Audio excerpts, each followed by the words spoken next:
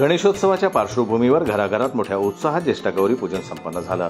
2.5 दिवसांच्या माहेरवाशिनी मानल्या जाणाऱ्या गौरींना आज भावपूर्ण निरोप देण्यात आला। 31 ऑगस्ट रोजी गौरी आगमन झालं। 1 सप्टेंबर रोजी ज्येष्ठ नक्षत्रावर गौरी पूजन पार पडलं। 2 सप्टेंबर रोजी गौरी विसर्जनाचा दिवस असून या निमित्त राज्यभर विशेषतः अमरावती जिल्ह्यात महालक्ष्मी पूजनाचा जल्लोष पाहायला मिळाला। गौरी या गणपती महाराजांच्या आई पार्वती माता व माता लक्ष्मीच्या थोरल्या बहिणी मानल्या जातात।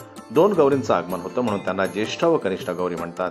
काही घरात गणपती बसवला जात नाही, मात्र गौरींचा मानाने पाहुणचार केला जातो। या पूजनात गौरींना साडी दागिने परिधान करून त्यांचा साज शृंगार केला जातो। महिला वर्ग हळदी कुंकवाच्या कार्यक्रमात सहभागी होतात। रात्री झिम्मा फुगड्या भजन कीर्तनातून जागरण केलं जातं।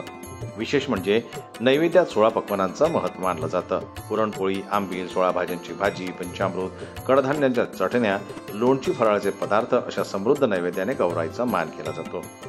गेल्या 2.5 दिवसांचा हा सोहळा घराघरात आनंदाने साजरा झाला। मात गौरींना निरोप देताना महिलांच्या डोळ्यात अश्रू दाटून आले। माहेरवाशिनीच्या या निरोपाच्या वेळी वातावरण भावनिक हवळेपणा सहज दाटून येतो। जन्मत लाईव्ह न्यूज करता राजेश्वर गोरमाडे यांची रिपोर्ट अमरावतीहून।